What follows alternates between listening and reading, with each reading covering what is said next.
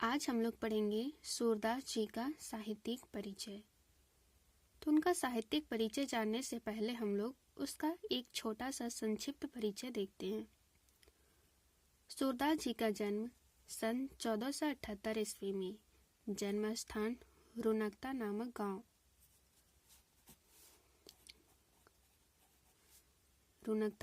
गांव, पिता पंडित रामदास सारस्वत, भाषा शैली ब्रज भाषा, सरल सहज चित्रात्मक शैली। प्रमुख रचनाएं सूरसागर, सूरश्रावली, साहित्य लहरी, गोवर्धन लीला, पद संग्रह एवं सरपचीसी ग्रंथ। मृत्यु सन 1583 ईस्वी में। जीवन परिचय। सूरदास के जन्म एवं जन्म तिथि के विषय में विद्वानों में बहुत मतभेद है। कुछ विद्वान इनका जन्म बैसाखी सुदी संवत 1535 सन 1478 ईस्वी में स्वीकार करते हैं तथा कुछ विद्वान इनका जन्म रुनकता नामक गांव में संवत 1590 ईस्वी में मानते हैं। कुछ विद्वान सेही नामक स्थान को सूरदास का जन्म स्थल मानते हैं। इनके पिता का नाम पंडित रामदास सारस्वत था। सूरदास जी जन्मांध थे या नहीं, इस संबंध में भी अनेक मत हैं। कुछ लोगों का मत है कि प्रकृति तथा बाल मनोवृत्तियों एवं मानव स्वभाव का जैसा सूक्ष्म और सुंदर वर्णन सूरदास ने किया है, वैसा कोई जन्मांध कदापि नहीं कर सकता। सूरदास वल्लभाचार्य के शिष्य थे और उनके साथ ही मथुरा के गौ घाट पर श्रीनाथ जी के मंदिर में रहा करते थे। सूरदास का विवाह भी हुआ था तथा विरक्त होने से पहले ये अपने परिवार के साथ रहा करते थे।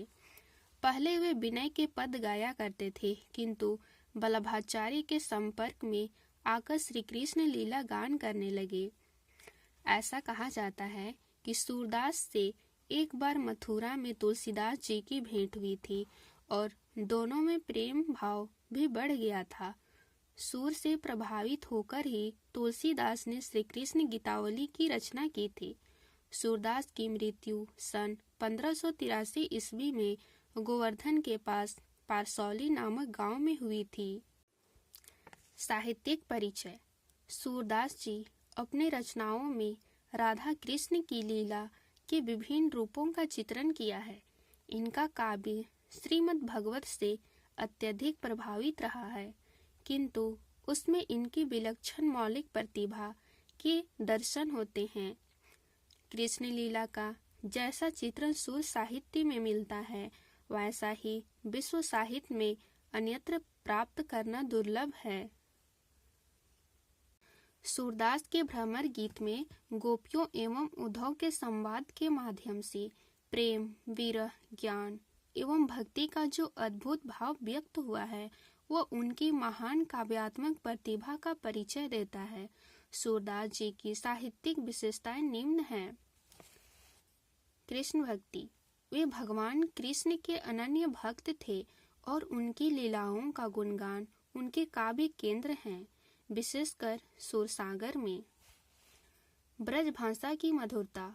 उनकी भाषा अत्यंत सरल, सहज, ज्ञेय और लोक जीवन से जुड़ी हुई है, जो कृष्ण की कथा को जन जन तक पहुंचाती है।